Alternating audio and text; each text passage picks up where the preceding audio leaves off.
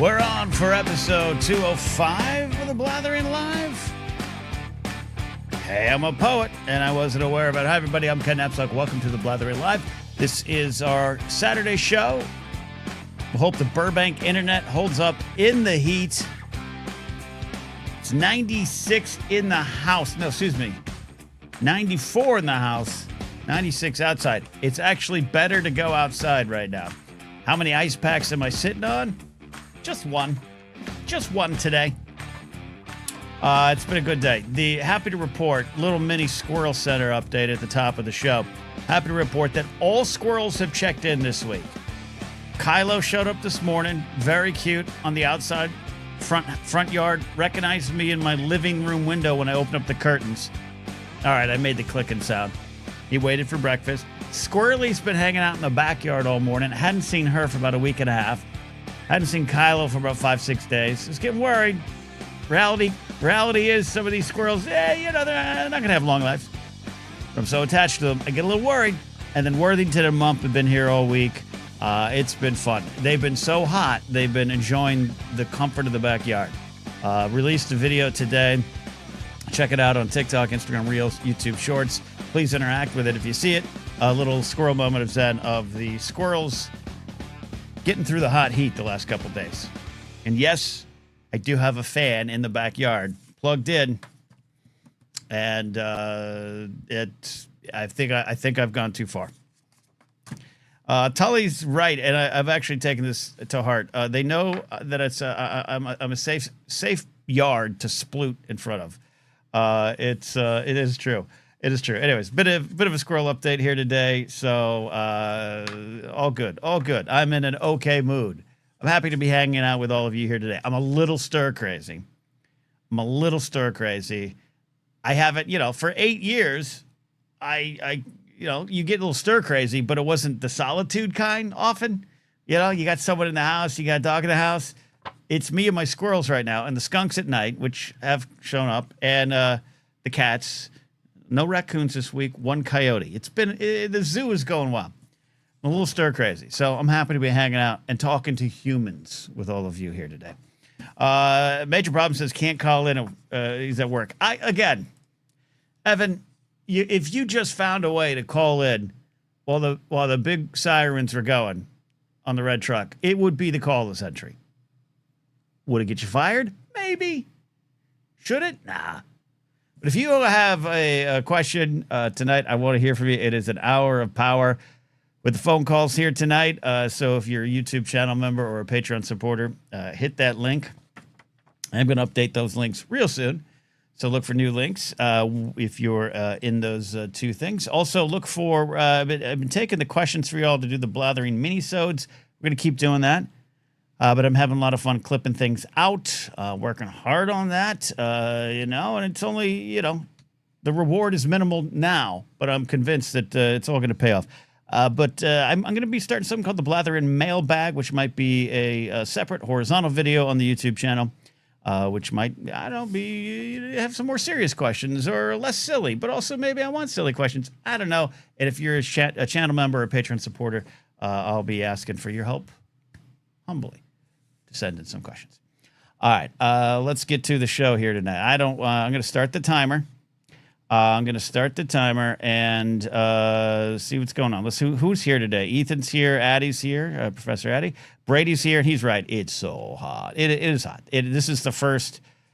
It's been a very cool summer, which is not the greatest thing, but I've been enjoying the cool weather, even though it should freak you out a little bit. But this weekend's finally the first, oh, that's right. We are in the desert there.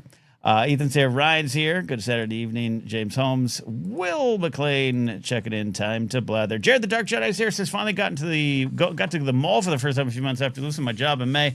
And made me happy. Felt the stir crazy. Yeah, stir crazy is real. Mackay says, yes, we're all human. Certainly none of us are a pair of raccoons in a trench coat. Yeah, the two raccoons in my backyard are pretty funny because they're afraid, but raccoons have a little bit of natural brazenness to them, but they don't immediately run away. I have to actually step outside for them to run away. Other than that, they just kind of stare at me. All right. Are you ready for some calls? Let me get the calls on. There we go. It's a slow night. I got, it's a hot, I got the soccer mom Stanley out again. Oh, I love me some ice lemon water. Let's do the first call tonight with Professor Addie, Dr. Addie, our resident professor of smart things. We've given her several titles now, including our lead Taylor Swift correspondent. Addie, your roles continue to grow. I'm offended by your soccer mom comment, Ken. I also sport a very large cup. Well, you're not a soccer mom, but look, they're the ones that made this popular, and I think we should thank them. I have I shouldn't say very old. I have an old coworker. Yeah. Like, he's 65. And all right, that's old. He frequently is like, why do you, like, I don't understand why all you young people insist on walking around with your cups all day. And I'm like, do you know what it's like to be fully hydrated at any point in your life? Because it's a great feeling. You know what? I got to tell you, I'm a fan of water, especially put a little lemon juice in the water. I can be happy. But water can get boring. I understand that, but I'm not one of those anti-water people. But this is something that was not mine. This was Grace's, and she left it when she moved. And I was like, oh, I don't have a lot of like things in the house anymore, like plates and cups and everything. So I was like, I need some water. I've been addicted. I down like 3 of these a day now. And Addie, you're the smart one around here. I feel so much better. Right? It's amazing what being well hydrated does, like, mentally. Like, physically is one thing, but like mentally, like the mental fog, sometimes it's just a matter of like, have you had any water today? Yeah. I'm also really surprised that isn't yours, Ken, because it goes with your aesthetic. Well, I mean, but this was kind of the house aesthetic. Everything in our house is black, silver with a touch of white. So it's fair. That's fair. It does work. But it's great. Yeah. And this is like an ad. Oh, Addie, I wish they were sponsors. I'll put this down in the living room. I'll come back in 2 hours. It's still so cold. I know. It's the best. I had yesterday's ice was still in this for most of today. This is why I'm not making, when I call it a soccer mom Stanley, that's just a fact. But I don't mean it to be an insult. They were onto it. They were onto it first. We all mocked. Very much so. Tully says if you drink nothing but ginger ale and coffee for a week, you'll feel bad. I've learned this. Yeah. Ginger ale's all right. That might be part of this coworker's problem. I don't know that he ever drinks water. So yeah. He's usually in a very bad mood. I've gone through those periods of time where like you're like, did I have anything that wasn't, apple juice or Zevia or coffee? And there's some days you're like, oopsie, I better take a little thing of water. It's 898 for saying, fun fact, Stanley's have been around for a century. Yeah, I know. Yeah, but that's not how pop culture works, Brady. Not at all. Suddenly we're all like, what's this? What's this newfangled contraption that my ancestors had? Look, Hootie and the Blowfish had been around for years before they won Best New Artist. It's just the way it works, Brady. Addie, what is on your mind today? You are my first human to talk to today, so thank you very much for that. Okay. I don't have anything except the excitement of the message I sent you like 5 minutes ago. Yeah, so what is this here? This is I don't have the full context. I mean, I kind of remember it. There's a famous Padme shot. I had to go searching for the context for this, Ken. That's how long ago this happened, but also how long it's been on my mind. Okay, so set up for the listeners. When did this first happen? Because I honestly don't remember. You're right. It's so long ago. So on June 2nd of the year of our Lord 2025, which was only 2 months ago, Ken. Decades ago. There was a Force Center Live Q&A talking about headcanon. Right. And so if you have random blips on that video all of a sudden, it's because I had to go back and watch it to remember what we were doing. And during that, I brought up that there is this shot of Padme from the prequels that never wound up anywhere. It was never in a deleted scene. It was never anywhere except this one shot in a behind-the-scenes featurette, and that was it. And I was convinced for years that it was going to show up in the 2004 special edition of Return of the Jedi, Sure. the way that he inserted Hayden into it. Right. There's also that urban myth / maybe it was real, where there was some thoughts that there had shot some Padme stuff for this thing. Yeah, you're not Exactly. Yeah, exactly. You're not crazy. Exactly, which was what you very kindly told me 2 months ago. Ah. But I could not find said shot anywhere. The internet was failing me. My episode 3 Blu-rays no longer have special features on them because special features have gone the way of the dinosaur. Right, hard to get them. Fans of the Blathering Backstage will know I actually purchased an original episode 3 DVD on Amazon for like $9 to try and find this ridiculous quest that I was on. So that's how far it went. Okay. It was not on that, Ken. Okay. So you found it? I got a 4-second. What's that? I did find it. Yeah. Oh, so I got a 4-second video clip here. You do have a 4-second video clip. And I can't. Okay, I'm going to download this image right here while you're talking. Okay. So I watched all of those special edition DVDs. Nothing came up. And then I was like, oh, wait. There was an episode 3 featurette on the bonus disc that came with the 2004 box set when it first came out on DVD. Right. Maybe it's in that. I did not go out and buy that again. I found it on YouTube. And I watched that entire thing. No dice. So today, I got bored watching Game of Thrones because I've been watching Game of Thrones for like the last 48 hours. And fair. That's where my mental health game is right now. Okay. We watched The Red Wedding a couple hours ago. It's uplifting. Depending on your side, it's uplifting. It could be a win if you're rooting for one team. So I was like, I wonder if YouTube has any of the Attack of the Clones special features so that I don't have to buy another useless DVD. Yeah. And I found a YouTube channel that had uploaded all of the original episode 2 special features. This comes from a webisode on StarWars.com talking about the costumes of Padme. Okay, I'm going to bring it up here. And I am correct. It is one shot, 4 seconds long, that I have no idea why I remember this, except it's stuck in my brain and I don't know, like, it never showed up anywhere. And I think I committed all of Padme's costumes to memory, and the fact that it never showed up anywhere bothered me. And that is the anticlimactic conclusion to this saga that no one has been involved in but me. I'm happy when people get to the end of their journeys and they feel accomplished. I've got it up here on the screen for the audio listeners about the 1330 mark. You can go and see it. It looks very, would you call it Attack of the Clones era? Back home on Naboo, she's got a headdressy kind of thing. She's got a high collar dress or jacket. She looks regal. It's not casual Padme. No, it's not. It's very Senate Padme. It looks a lot, but it is not the same as that deleted scene from the beginning of Attack of the Clones after the assassination attempt where she addresses the Senate. Yeah. It looks very similar to that, but it is not the same. So now that you found it, I have no idea where I go from here, Ken. What do we do? What do we do from here? What do we do from here? I have no idea. I needed to tell somebody, and I even told Jared and Brady that I was going to call in tonight and tell you about this, and you were not going to remember what I was talking about, but I was going to close the loop anyway.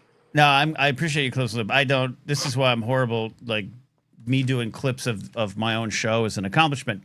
The moment I go off air, I don't remember anything I said. Never have. Never. Going back to my radio days, I just power it down. So I appreciate this. And as a fan of Padme, I appreciate this. But also, as Tully says, there's nothing better than vindication. And Star Wars in particular, if you're a fan to the level that we are, does have these kind of weird urban legends or Bernstein Bears kind of like things, stuff that gets passed down. The big one I talk about a lot is, in Return of the Jedi, absolutely X-Wings crash into the Death Star shield. They did not. They did not at all, but there might have been a version in the novel where they did. There might have been concept, and it just kind of seeps in, and you spend all of your life going, but I'm not crazy.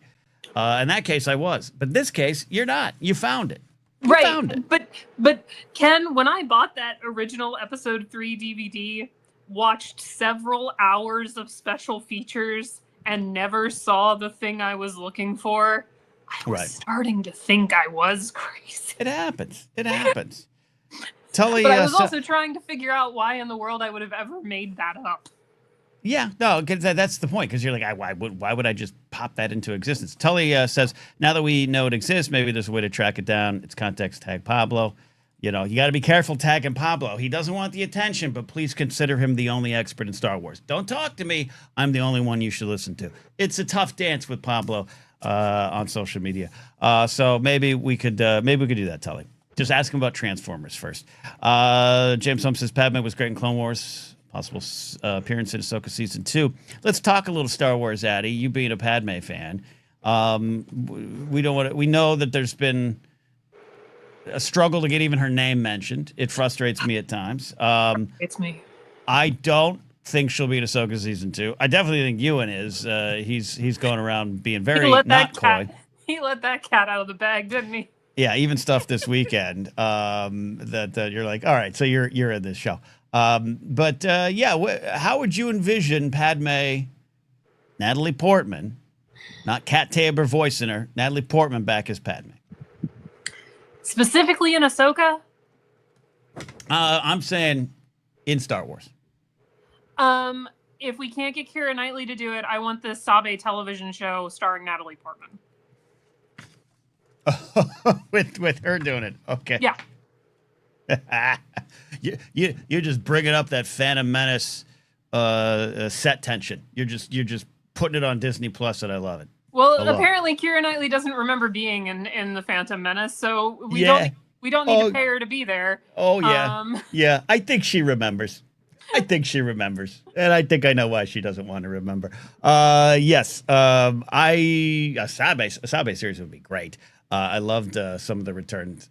Some of the comic stuff was a little bit too far for me, but I love that idea. Okay, that's a good idea. I'm not, by the way, not saying your idea is bad. I like this idea a lot. I don't know what else you do, because unlike Ewan and Hayden, Padme never got any older than she was. Right. Yes. So yes. And she does not have the ability to appear as a Force ghost. So right. Just a vision, dream, a haunting, those kind of things as they've done in the comics. It's sort of like the Sam Jackson Mace Windu of it all, where it's like, but like, to be fair, Sam Jackson has not aged the way that Natalie Portman has, and that's not a knack against Natalie Portman. It's we know why. So Sam Jackson was also older when all of this started. Yeah, no Tully's one right. looks 20 when they're 40. Natalie hasn't aged. I mean, yeah, she's a gorgeous human being, blessed with great genes. So she's, you could throw her in there, de-age her. I am getting, and I'll just say this, and I'm happy to talk some Star Wars today. If you all want to call in and talk about anything here, we got about 47 minutes left on the calls. But you're making me think of some stuff. With Ewan going around saying, I have to watch the Clone Wars a lot lately. It's my homework. I don't know why. Like all this stuff that's going on him. And I love the Hayden stuff in Ahsoka. As much as Ahsoka season 2 still Ahsoka challenges me at times. I love the stuff with Hayden. I think it's his best work as the character. I am more open to episodes of Ahsoka I rewatch. Yeah. I am more open than I have ever been in the past to put it on Disney Plus. I don't need it in the theaters, but like a Clone Wars 2-hour special that's live action. I think I'm almost calling myself crazy for thinking it and saying it out loud, but I think I'd be on board. If you just put Natalie Portman, Ewan McGregor, Hayden Christensen, Tamara Morrison, do it, though I still might want the problem is Dee Bradley Baker's such a good actor. I think I'd be on board. McDormand, why we still can? Yeah. Let's do it. A live action Clone Wars movie. Yeah. I don't know.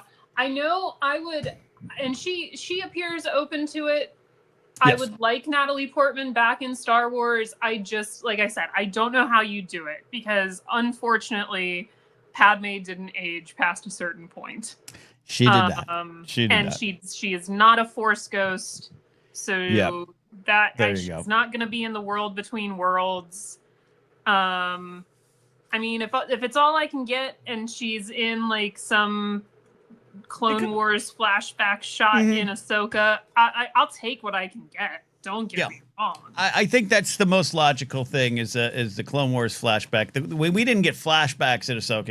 It was obviously something a little different. The visions, the world between worlds stuff. So you could throw her in with that, but on a hollow, walking by behind. I just don't think she's gonna come back for something small and cute. I think she's gonna come back for something meaty.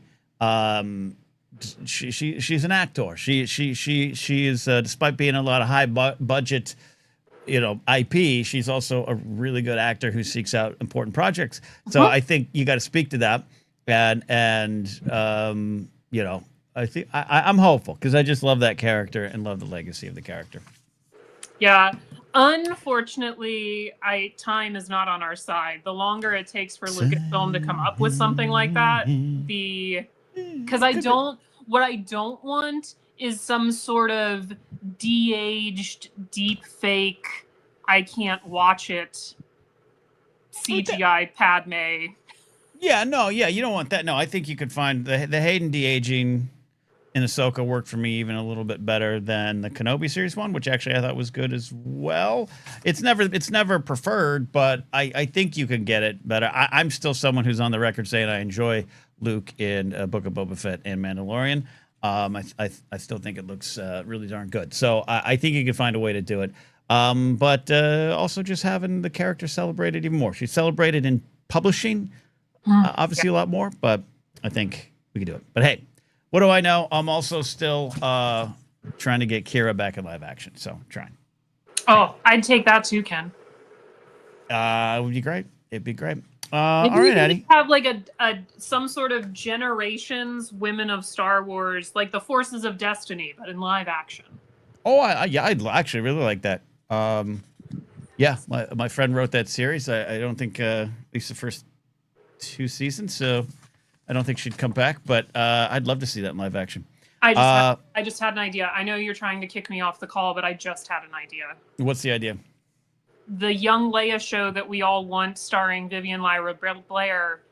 Yeah. And she has like weird, maybe like not forced memories, but like she somehow like I could see Leia going around because they have like that in the Claudia Gray book. There's the statue of Padme on Alderaan. Like, what if similarly to how like people visit grave sites and talk to the dead, like we were talking about, I think on Thursday's show, like. What if little Leia just talks to her mom, and every once in a while you just have Natalie Portman sort of there? Yeah, like having a conversation with her. I'm on board with this. You got a go picture for me on that too. I think that'd be solid. Ranger Down to this point out Padme, the character from Fortnite, right? Yeah. I'm playing currently. My Fortnite character is Attack of the Clones Petronaki Arena with shirt ripped Padme. It's currently my Fortnite player of choice because I just love.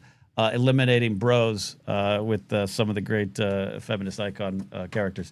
Yeah, there you go. David says, Leia's memories of sad Padme. We can do it. All right. Explain why she remembers her mother. She remembers what she made up of her mother. Exactly. It'd be way to explore it all. And not just backfill canon or connect something up. It'd be a way to explore it thematically. Yeah.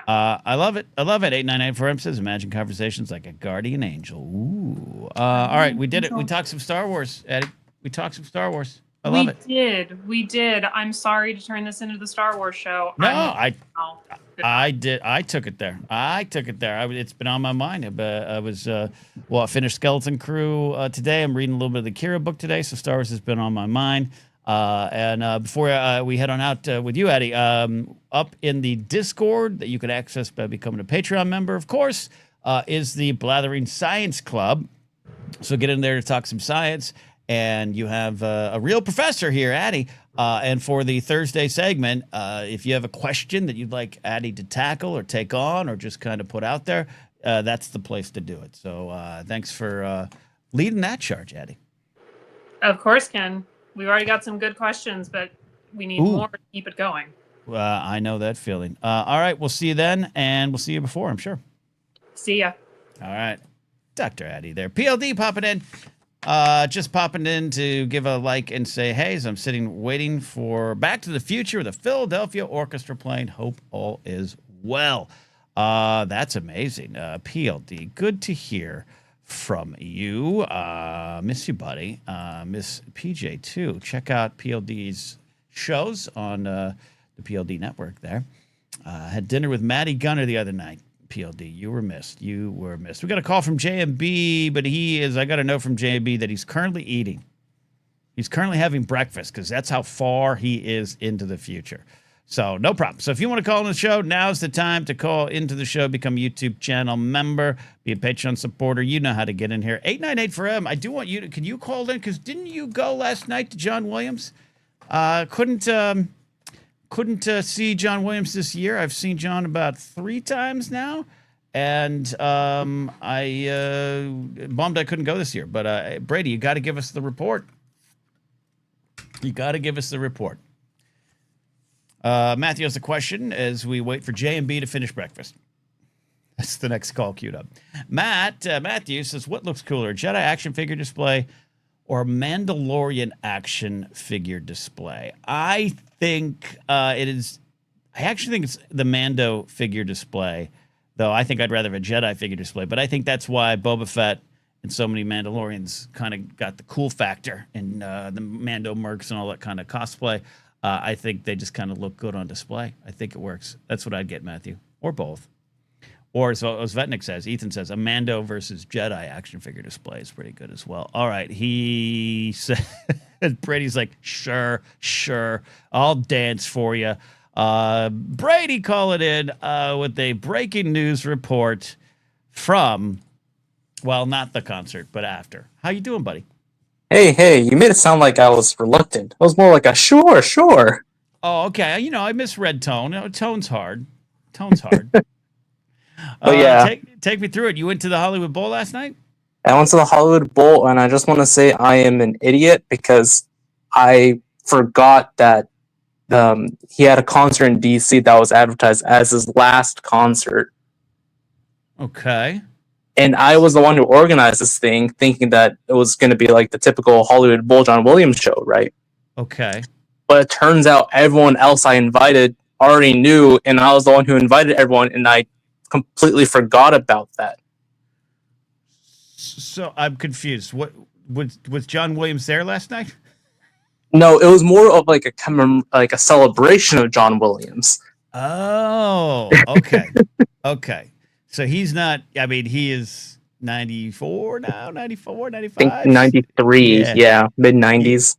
Yeah. So, okay, so it was David Newman, who I've seen a few times at the Bowl on the John Williams shows. It was a tribute, which is probably where we'll be. So, okay. How was that? Did everyone, were they angry with you?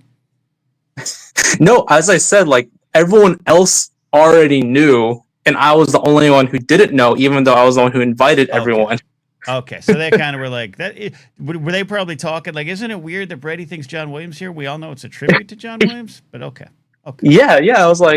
I was talking to my friend. I was like, "Wait, John didn't show up," and I was like, "Yeah, he retired. And you invited us." Well, how many friends did you have there? Let's celebrate the event itself. Then, was it a big party? Big turnout? Yeah, it was a full turnout. I had 2 of my friends there, some big Star Wars fans, some other nerd things. Everyone around me brought their lightsabers. I was one of the few people wearing my Superman gear. Perfect, yeah. And I actually started some conversations with some fellow Star Wars fans, like, "Hey, you wearing Superman?" I was like, "Yeah, I'm glad to rep the David Corn Sweat Superman." Nice. What music did they do?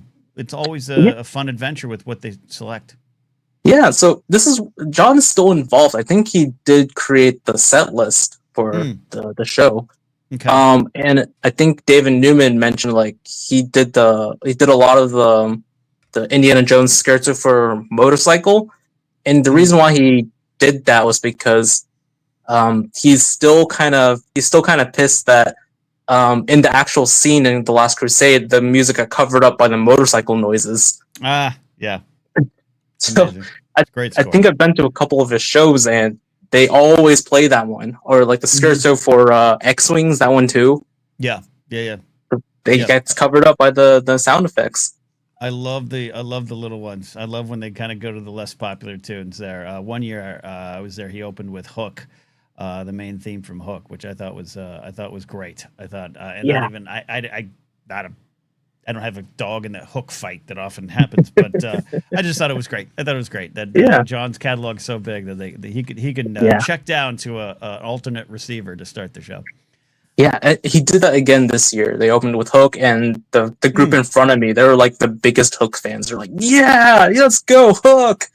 And yeah, no, absolutely. That like we say in Force Setter, there's someone's always got a tattoo of some Star Wars figure, and even if it's a less known theme or a less celebrated movie, there's fans. It means a lot to them.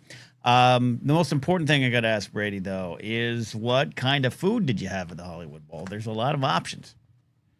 You know, Ken, the food's a bit expensive, so I ate beforehand. Wow, you're not wrong.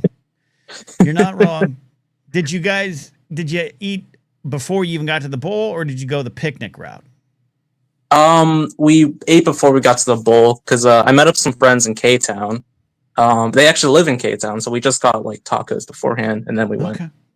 I mean, that's not a bad decision. And it's really, the prices are what they are now. But the Hollywood Bowl, it has bench seating. You're usually squeezed in, and I've had to eat like juicy hamburgers that are dripping all over you there, and you're like 19 people deep. You can't get up and go get more napkins. So maybe you made the right decision. Decision.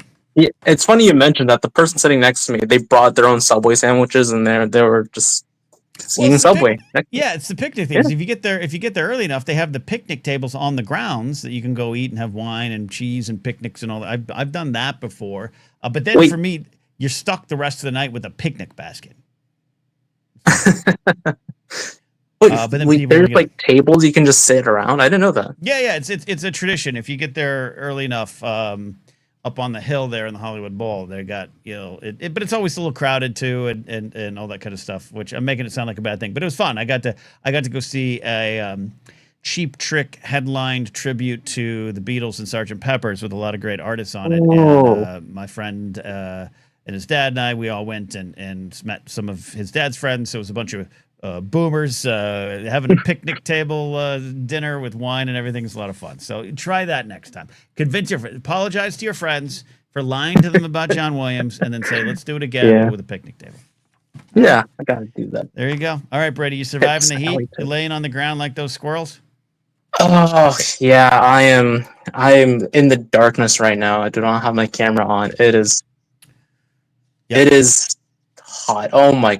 I think last night it was still in the 80s at 11 p.m. Humid. Yeah, it was 89 last night when I went to bed. Oh yeah. Yep. Welcome to August, finally, as we hit September. LA weather ain't always great. It is, yeah. We power through, and now we got the mosquitoes now, which we didn't used to have. Climate change is fun, but we power through. And then we'll get some nice mild winter while everyone else is snowed in. All right. Yep. Thank you, Brady. Appreciate you calling in. Thank you. All right. If you want to call in, you know how to do it. Addie says, and there's not a lot of AC in LA. Oh no, I got an AC unit in every room. We often brown out our towns, but I am not running AC right now because I just can't afford to run it. So I feel like I'm in steerage class on the Titanic. And actually, just today, I got a letter from the city of Burbank, with Department of Water and Power, commending me for having 50% less power usage in July than houses normally that are sized like my house and the normal usage. So I'm surviving, saving money, and sitting on ice packs. Literally, once again, sitting on ice packs. Let's take a call from Jared the Dark Jedi. JMB's finishing breakfast. We'll get to JMB in a second. Jared, how you doing, my friend? I'm good, man. How are you? I am, other than I am starting to get a heat headache as the show goes on, so I might die later, but it's okay. You're a stronger man than me. So StreamYard thankfully does a really good job of canceling out sound. What you hopefully can't hear is the high-powered fan that is currently blowing everything in the room I'm in around the place. Pretty good. I'm really okay. Yeah, I'm good. a cold weather beast. I get hot a little bit. I'm miserable and nobody wants to be around me. Same. So not to make this into the Star Wars show. I know on any time we have to pay for that.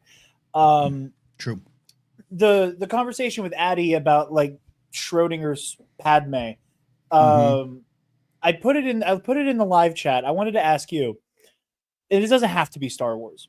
Is there a nugget of like that particular almost like tall tale kind of thing that is like your favorite to point out, like your Star Wars or any other movie version of like the Viggo Mortensen broke his toe type thing? Because I know for me, it was a semi-recent discovery, and I put it in the chat earlier.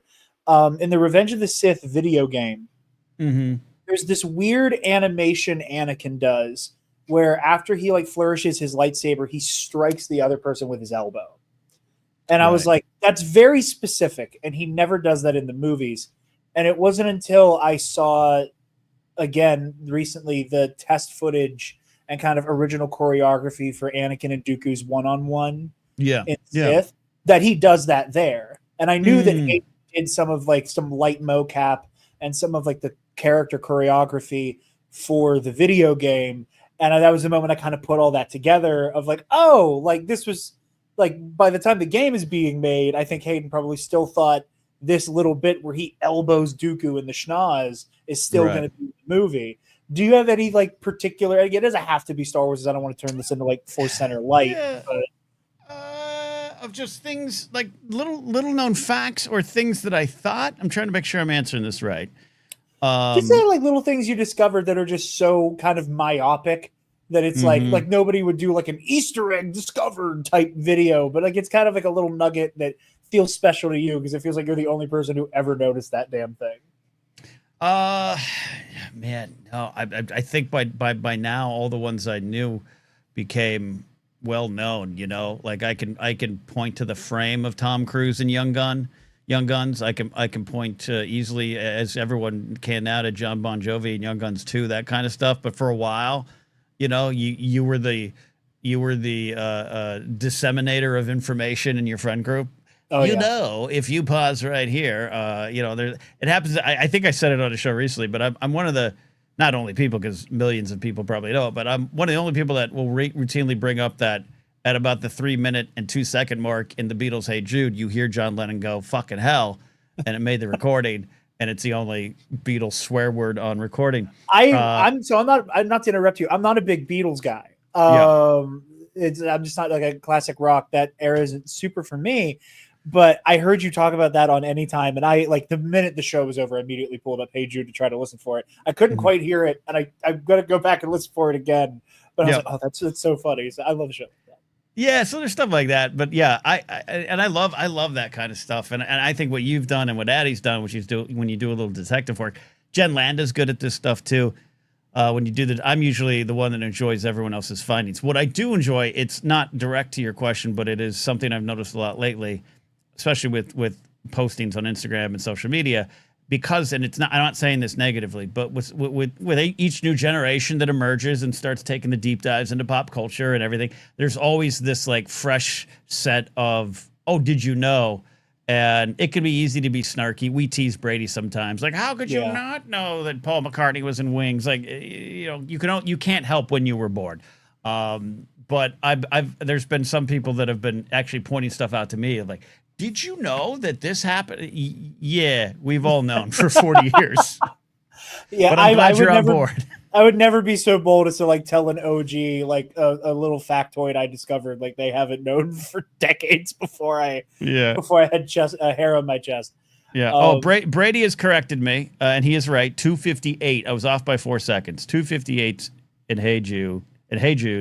Not Hey Jude. Hey Jude. We got you got to have the. That's a different song entirely. Yeah, I think that's a new Kanye track. Actually, yeah, that's a Kanye track indeed. But you got to put those headphones on at 258. So I was misleading you, Jared. That was the problem. Well, I'm gonna go back and listen for it again. Either way. There you go. All right, my friend. How's Pittsburgh? Pittsburgh's good. Okay. Like I said in the chat, I went on a little adventure today with my girlfriend Taylor. She our anniversary is coming up next week.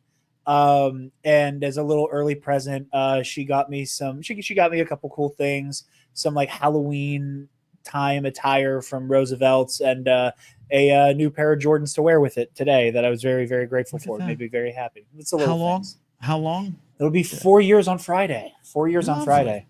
Yeah. Lovely. Yeah. A funny little anecdote with that, kind of tying back to the Kanye thing. Back when I was still a Kanye fan before it got really bad, he had just finished his MAGA hat redemption tour. Oh yeah. And his album Donda was on the way. And he kept doing these big live listening events for the album. And every time all of like the Kanye internet was like, he's dropping the album tonight. He's going to drop the album tonight. It's going to be tonight. And every listening event, the album was slightly different. It's going to happen. It's going to happen. And it wouldn't drop. And Taylor wouldn't stop making fun of me because she's a Swiftie. That was one of the things I led in with. I was like, you're beautiful, but like, I'm a Kanye fan. You're a Swiftie. I don't know if we're able to make this work. Sure. And I was just like, it's going to happen. It's going to happen. It's going to happen. She's laughing at me doing this, like waiting for Godot with the Kanye album. And then the night she stayed over at my house that night, and we wake up the next morning, the day we officially put a label on things, and he dropped the album. Okay, and so it's tight. Okay, it came out at this perfect time, and I joked with her. I joked with her on her first anniversary. I was like, God, I'm really excited to celebrate a very special day. And then I put the album on. I'm like, it's been 1 year since Donda came out, and I almost got punched in the face for it, which deservedly so. But she got the last laugh because now my third favorite rapper of all time is a Nazi now. So there you go. All right, so 23 minutes left here, but I gotta. All right, do you want to go on a maybe dangerous tightrope walk of a conversation, Jared, on the internet? I have a question for you. I have a question for you. I'm nothing but bold. I'll take it. I have a small sample size.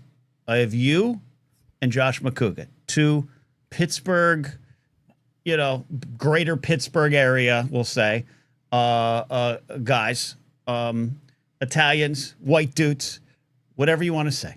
Yeah. Both of you absolutely love rap, hip hop, or music, whatever genre you want to slap on it.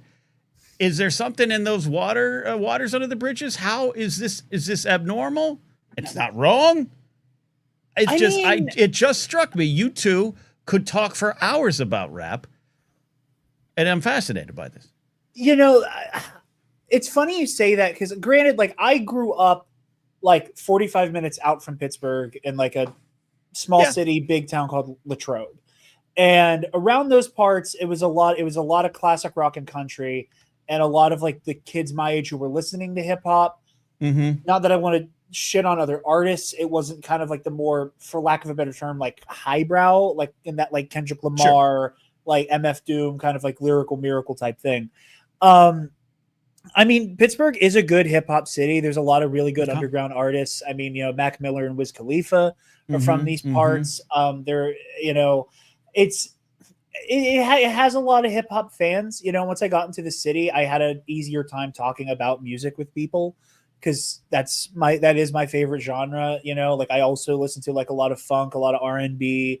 So like I've always gravitated towards that region. Like everybody's listening to AC/DC. I'm over here bumping Earth, Wind and Fire and Luther Vandross, and I was kind of the odd man out in the original kind of circle there. But no, I mean it's a good town for hip hop, man. I mean, not as many rappers have come through in recent time that frustrates me. Kendrick did not come to Pittsburgh on the Grand National Tour, and I was 7 shades of pissed off because of that. But no, I appreciate that. Answer no. Like I said, it just struck me, and again, small sample size, as Addie says, it's not statistically significant, but you and Josh really know it, love it, celebrate it, and Pittsburgh's a weird town in that music sense because like the probably one of the most, I don't know, famous bands from Pittsburgh is Rusted Root, which is nothing that you guys are all talking about. Send Me on My Way. It's a great song from 1990s. But anyways, it just popped in my head, and I think it's very funny that you know two Italian yinzers who are hardcore hip hop heads. Like that specific. But that's what I'm saying, right? That specific archetype is very, very specific. I can't publish a scientific paper on my findings yet, but it's pretty unique and rare, and I've got two. That's why, and I'm like, maybe it's not rare. Maybe it's only rare to me. All right, Jared, I appreciate you calling in, buddy. Thank you, my friend. Take care. Love that. Some super chats coming in. Producer Steve, vanilla ice cream at the buzzer. I want some ice cream. I really might. Man, I might get myself some ice cream tonight. It's been on my mind all day. And I might, Steve's vanilla ice cream flavors. It's not a bad idea there. Addie super chat. Glenn Close is in Hook. Fun fact. Didn't know that. Never seen Hook. Never seen Hook. Seen parts of it. Rats. A lot of folks in my generation, new metal was the exciting music at the time, opening the door to many of us, broadening our horizons. When white boys like myself would usually be into punk/rock. Yeah, I love it. I love a little of genre bending. Like music, music should be for everyone, but music is also of the people and certain regions obviously going to tend to go more directions, certain classes, social classes. It's fascinating, all above my pay grade to break that into, which is as a rock DJ. I love when people are more into different genres than I am. It's fascinating. Jared checking in says, just stopping in for my fantasy draft night. Stay safe. Thank you for the super chat, Jared the Type Pilot. Are we doing fantasy football? Are we doing fantasy football this year? All I know is my Miami Dolphins lost 2 games on Madden, and I went to bed angry. I went to bed angry and woke up early to get back onto Madden to right that wrong. And I did. I won. I beat the Bills. It was fun. I yelled, F you, Josh Allen. It was great. All right, let's do a call. I think he's ready. JMB, did you finish breakfast? You're here. How are you? Ken Knapsack. Oh, yeah. Love AKA the Pit Boss. Dig it? Or whatever it is that you call yourself these days. Oh, yeah. The Tower of Power, too sweet to be sour, funky like a monkey. Oh, yeah. How are you doing? How was breakfast? It's fine. Actually, I skipped breakfast. I was like, oh, no. I don't think I'm going to get this done before kids finished. And then, right. Brady called and Jared called, and I was like, "Oh, you could." Well, hey. You left a note and said you were eating breakfast. I wasn't going to put you on early. You could have eaten on air. You could have had whatever you're having on air. Thank you. I'm sorry. Yeah. I just got a little frazzled, and I was like, no. I can't eat now. I got Ken waiting for me. No need to be frazzled. No need to be. David McKay says, JMB saw is ready. What is on your mind, JMB? We got 17 minutes left in the calls. We got producer Steve lined up, checking in before the Blathering backstage tonight. So what's on your mind?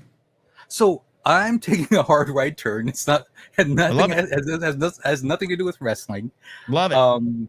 And actually, Addie and Brady both kind of took my thing, which was, I had a Star Wars kind of related question, which is, if you're at a bar, hanging out with some friends or whatever, and you're, having a burger or something, and, Star Wars pops up, right? What is the one pet peeve issue that would set you off? Like the stereotypical, complaint. I want to keep this light. I don't want to go down dark alleys or anything. But what would be that pet peeve, sort of objection, stereotypical objection that a fellow Star Wars friend or fan would have that would be like, man, if I wasn't eating this burger, I'd drop it and just pop this guy in the mouth. This is David Mackay says it. Only one. Yeah, well, let's it- keep it short. It boils down to this. I'll tell you what it is. It is when their own certainty is used as a weapon, and their certainty is based either in nothing more than opinion or a misrepresentation of just facts and a lack of acknowledgement for other perspectives. That is what's been going on with me more and more. I try to avoid it. I have to take ownership and say I'm not fun to be around when Star Wars talk comes, because under normal circumstances, I can easily go, yeah, okay, you didn't like it. I liked it. It doesn't matter, right? It doesn't matter. This stuff, I do think how you talk about pop culture or how you understand pop culture might affect your view of the world, but just in that setting, I don't have a problem with it, right? If I think you're coming from a good spot, it's only when internet rumors are turned to facts, or I have to go, no, that didn't happen. So there's that. But I think it is multi-generational, but it is I've just been in the wars for too long, JMB. So when it is like, the prequels suck. Oh, the special editions were a big mistake. Jar Jar's a horrible character. The sequels had no plan. That's when I start to get ruffled. And then it spirals out pretty fast. So I try to avoid those situations.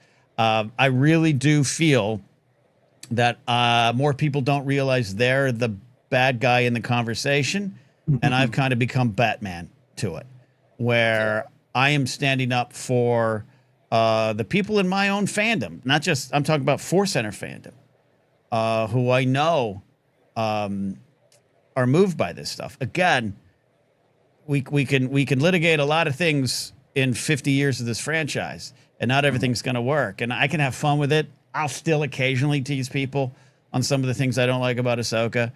I acknowledge a lot of things didn't work in Book of Boba Fett for others, but I just happen to like a lot. On a good day, I can have those conversations. But if you didn't like Rise of Skywalker, great. But when you empower or power over other people who are like literally sharing, as they do in Force Center in the Discord, personal stories of how Rey's story affected their life because it represented something they were going through and they're moved by it, I'm going to defend that person and have no problem calling you an asshole at a bar because you are powering over other people's experiences. Yeah. That is it. I don't know if that answers your question exactly, Jay. Oh, no, totally. Thank you. I'd like to just add a little bit to that, which is that I have to make a confession, and I hope this is a safe space, but I am one of those people that wasn't the most thrilled with the sequel trilogy. Right. But the interesting thing is that I like everything about the TV series, which, Book of Boba Fett, Acolyte, like I like some more than others, that's just the way it goes. But I find it fascinating. But the thing that's kind of, I think, helped me a lot, not just in terms of Star Wars, but just in general perspective, is actually listening to you guys over on Force Center, right? You, Ken, and Jen. I'm sorry, Jen and Joseph. Sorry. and listening to you guys explain why in depth, like why this works, why this is a thing you love, why these things have you might have come around on these things, like Jen, I think, has mentioned that she wasn't the hottest on the prequels early on, but she's come around on it, That's a nice way to describe it.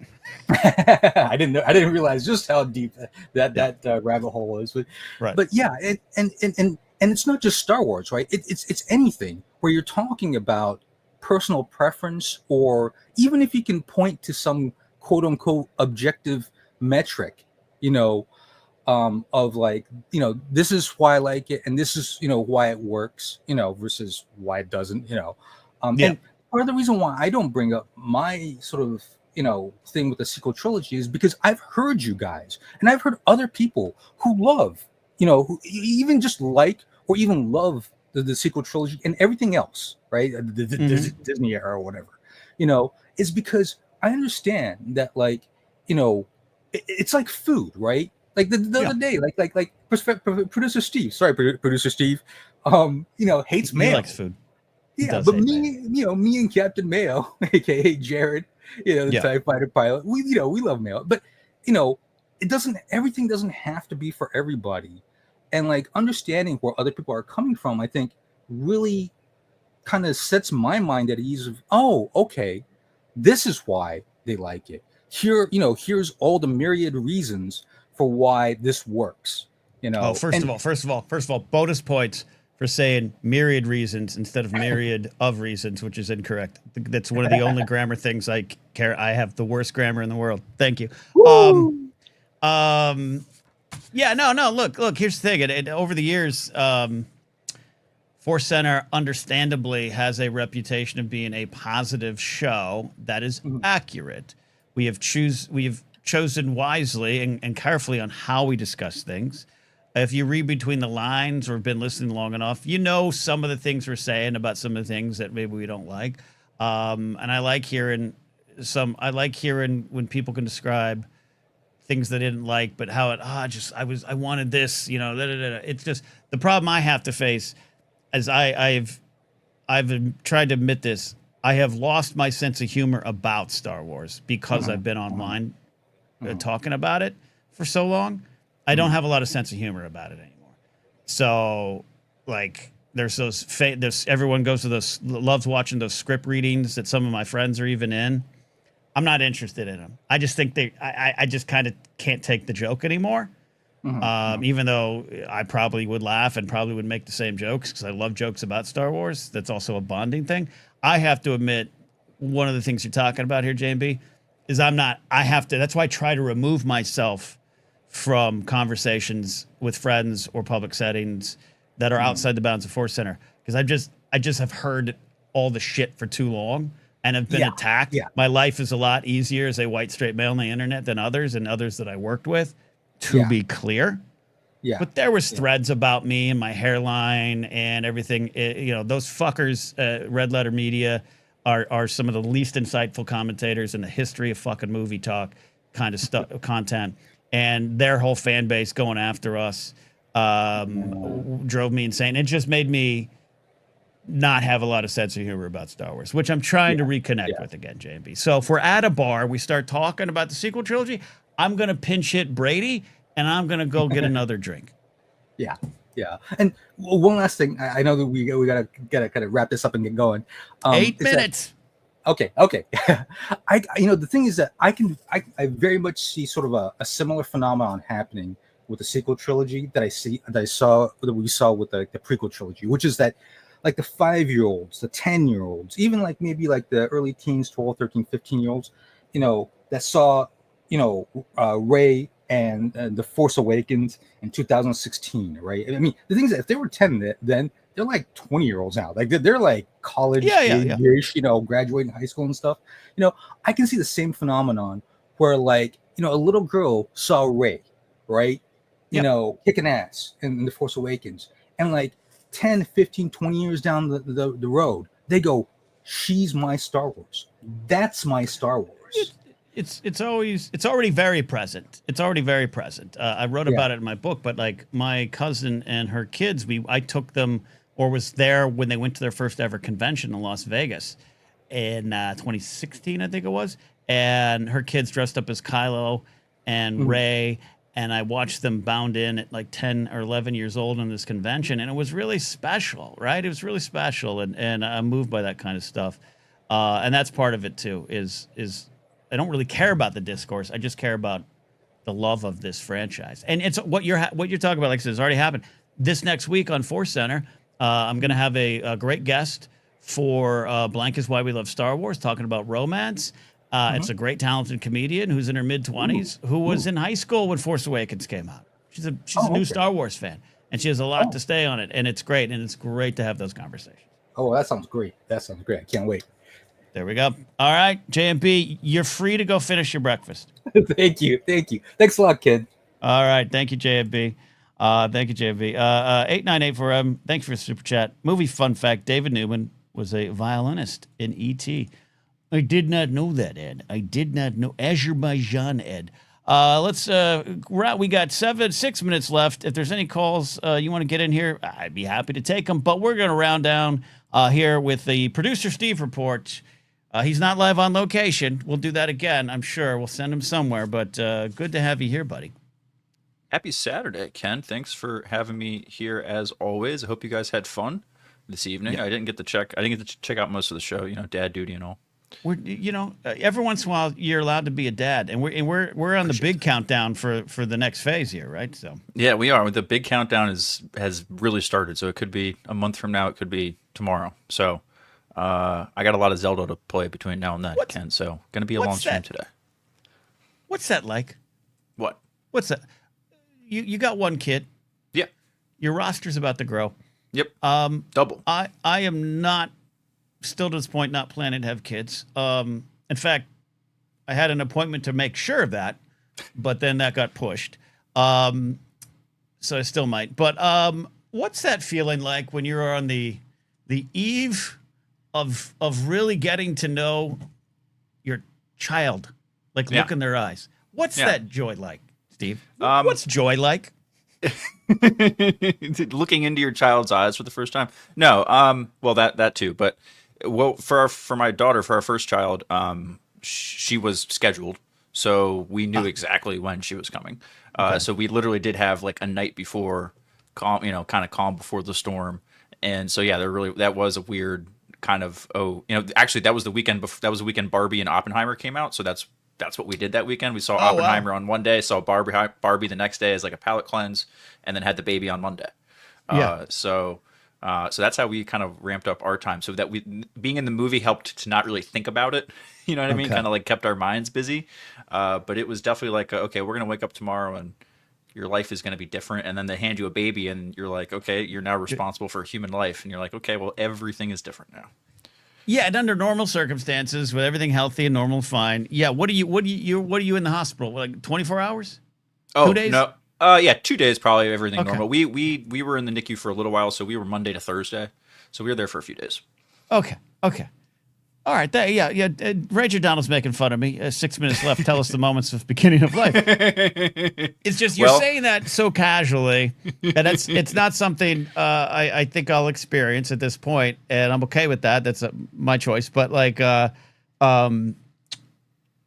it's not like I have no equivalent. Like starting a new job, no, that's not the equivalent. I guess the closest thing I could compare it to would be like the day before, like the first day of college, or the first day of like your first big job. It's not really like, wasn't really like the first, like the day before my wedding, at least. That was like a different kind of fear and commitment. But the baby, it's also, you know what, I'm not trying to diminish anything. It was kind of like knowing when we were going to the hospital, it was like knowing you're going to pick up a new dog. Right? You're like, I'm about to take a big, this is a 10-year investment or whatever, right? So it's like, but this is a little more, like, but it's like that just elevated like times 10, right? So it's like, but that's the same kind of flavor of, oh shit feeling. Because I will say jealousy's not the word to describe it, but it is this, I'm a dumb human. That's why I have to have all of you on the show. But I'll like I said, I'll never get to experience it. And I hear my friends describe it's like nothing I could ever imagine. And it's the greatest thing. And it is, right? I get it. Like I'm like, oh, I'll never experience that. There's some sandwiches that I like that I think I get the feeling when I finish them. But, Jersey Mike's number 7. But that, you know what I mean? And I sort of hear you, Mark Riley, some of my other friends. We'll see if I regret it on my deathbed. Yeah. Well, I mean, it's more the weight of the responsibility. That's like the big change thing. I've gotten more satisfaction and gratitude from the growing up moments, from like the first steps to the first things that they're doing, more so than those first few days, like when they're born in the hospital, especially with the first baby. You're just like looking at her every 2 like, is she still breathing? She's still breathing. Okay. 10 seconds later, is she still breathing? Yeah, she's still breathing. So it's just more of a fear and instinct kind of thing in that beginning part. And so it's hard to really, so I'm looking forward to this baby where we can kind of like try to drink it in a little bit more and try to appreciate that. Yeah, the second child usually gets the easier path, right? We'll see. We'll see. Everyone keeps warning us, like, because our first baby's been great, like, very easy for, sleeping and crying, all that kind of stuff. So everyone's like, oh yeah, your second baby's gonna be the Antichrist. I'm like, okay, great. Well, look, I'm not trying to scare you. I was perhaps the easiest baby in the world. Right. Not only slept, but like one day my mom was sick pregnant with my sister, and I was on the floor for like 9 hours. My mom couldn't get up to move to call my dad. There was no cell phones. She was sick and would throw up if she even turned her head. And I just sat there on the floor for 9 hours. Yay! I was the easiest kid. My sister showed up, and it was exactly as you described. Beelzebub is here. Like it was. It was insane. Anyways, we're talking about babies. Hugo says this. I'm not fighting Hugo on this. He says, hey, Ken, I remind you, I turned 50 this year. I have an 8-month-old girl. It's amazing. We may or may not have another. I am happy for Hugo. I have made the choice. And like I said, snip, it was on the docket last month. I moved it for obvious reasons. Just, all right, maybe now's not the time. This is a choice of mine. And you're not going to find out until your deathbed if you get the chance to be in your deathbed if you regret it or not. But the people I know, my aunt, my uncle passed away in 2007. My aunt, no kids. She goes, it was the greatest thing for me. I don't regret it for a second. So we'll find out. Anyways, you weren't calling for dark, depressing thoughts from Kenton, Steve. Take us home. Are you ready to blather backstage? Did you have mayonnaise today? Finally, where are you at? No mayonnaise today. I wanted to tell you about this really quickly. A burger place that I went to that I think is secretly being run, or at least is kind of like they're stealing McDonald's French fries like on the underground. Because I've never been to a place that has. This place is called Burger 21, and it's a franchise. I don't know if it's like nationwide, but they have a bunch of them here in the DMV area, okay. And they're stealing McDonald's French fries, Ken. Like, because some people have tried to imitate it, some people have tried to get close. This is the closest I've ever gotten to a McDonald's French fry outside of a McDonald's. And I feel like if the corporate McDonald's knew about this place, they would send spies and like try to get in the back kitchen and figure out like, okay, are these guys stealing our French fries? Hold on. I'm looking at this right now. You're absolutely right. We might be onto something here. Okay. we really? Sorry, I'm doing all the. No, we're doing reporting live on there. It's called Burger 21, Ethan. Yeah. Burger 21. Yeah. Hold on. There it is. If you just show me that picture, I'd be like, oh, McDonald's fries. Yeah. And guess what, Ken? They taste just fucking like it too, except they actually stay hot for longer than like 17 seconds. So that's no, McDonald's fries are frozen. As soon as you take them out of McDonald's fries, have to be in the little carton to stay warm. Yes. Long, like as soon as you take them out of the carton, it's like a fire that goes out. But look, I don't. Yeah, I want to go to there. Look at this! Just a fresh salad with the burger patty just slapped on there. Yeah, their whole thing is they do patty. Burgers don't have to be beef. Is like their whole thing. You could do a burger patty. You could do a chicken patty. You can do a fish patty. It's like that's the whole. Man. Yeah, I'm in. Yeah. There's okay. I'm gonna. I shouldn't type in my zip code in front of you all. That's probably not. I don't think that. I don't think. Or maybe I'll stop sharing the screen. But anyways, they're stealing McDonald's French fries. Something's going on there. Yeah. Okay. Okay. I'm really super obsessed with this. I'm typing in my zip code off screen. I'm just super hungry, and I'm eating leftovers. You know what I mean? Like I'm in that phase where like, well, no groceries till next week, and this just, there's nothing near me. The closest thing is Kennesaw Mountain, Georgia. Oh, that's not a good sign. Yeah. No, well, take I'm it telling back. you. Albuquerque. Okay, better. Albuquerque. Better than Georgia. Yeah. I think I have your address now by looking at this. Yeah, I see where your locations are. Okay. Yeah, probably. There is that service we talked about that will deliver food from anywhere to anywhere. So we might have some fun with that in the future. Did we talk about this on air or did we talk about off air? I think it was only off air. But let's unveil this now. Okay. Walk the audience through what you want to do here. I don't want to plug the name of it, A, because they're not paying us money yet, and B, because I don't necessarily remember exactly the name of the service, but it's like an Uber Eats kind of DoorDash service, but it's like Amazon in that they will go nationwide. So I can, for example, there is a certain gentleman's establishment in Atlanta, Georgia that is world famous chicken wings, okay? And so like one of the selling points of this place is like you can get the chicken wings from this gentleman's establishment in Atlanta and have them delivered to your door the next day or 2 days like from now. If there's like some barbecue place in Austin, Texas that you love so much, you can get delivered to your house, stuff like that. So the idea here is, Ken, that like you could eat some food, like if there's Wood Ranch that you need me a wedge salad from Wood Ranch that you want me to eat, I could order that from there, and then you could get Burger 21 sent to your place. This is I'm also texting my correspondents in Atlanta to confirm that there's this gentleman's establishment. Yeah. World famous chicken wings. Establishment at the Wings. Yeah. This is amazing. Yeah, we were talking about this. Michael says it was on air vaguely. Remember discussion? I don't know. Maybe. But we wanted to do. I don't know, man. I've been talking for like 9 hours on the internet this last week. I don't remember what the hell. Yeah, I'm a little worried. I'm a little worried about you. It's like my Mondays where I do 6 hours of Force Setter, 2 hours of Blathering, and then Monday morning show. I really want to do this because this is how I could try a Wawa sandwich. Yeah, exactly. Right. Precisely. Oh yeah. Okay. The answer came back within 2 seconds. Yeah. Magic City. There you go. Yeah. Right. I mean, I didn't, like I said, I didn't want to reveal any. They're not paying us any money, so I wasn't about to give them a free plug. But your show, so you feel free. Well, Michael knows who answered me that fast. Okay. I want those chicken wings too. I want those chicken wings. Let's do it. We're gonna do a food exchange. Yep. Cultural food exchange. My source says this is where a lot of. Now, you're the worst journalist ever, Ken. You burned your source in 15 seconds.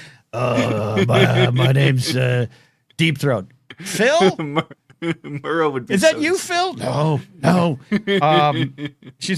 They say that's where a lot of rap videos are filmed. It's a big one. Okay. Yeah. All right. Perfect. We're gonna do that. You're gonna blather backstage tonight as you try to finish Zelda. Yep, we're gonna blather backstage at 8:30 Eastern, 20 minutes ish from now. The goal is to finish Zelda before my son is born, so we're gonna go for a few hours tonight, probably. Perfect. All right. Long game. Right. Are we taking bets on the name in the Discord? Have you revealed? I'd love to see it. Don't reveal it. I think we should. I haven't revealed anything. No, you guys don't even know my daughter's name. I'm not telling you guys anything. But that's please smart. Go for it. Yeah, that's smart. I mean, I almost gave my zip code up here on the internet, so we could do that. Because, by the way, the one that you mail things to, if you're a Sports Card ASMR fan, it's not my zip code. So P.O. Box. P.O. Box. All right, that's it. We done. We're out of here. Thank you all for tuning in. Thank you, producer Steve. Go follow Steve's adventures over the Blathering Backstage. We're almost up over 100 subscribers over there. Help us build out the community there. It's a wonderful spot for the community. I've almost knocked over my Soccer Mom Stanley Cup. Shout out to them. We'll see you all next time. Monday, we should be back normal. See you then. Bye.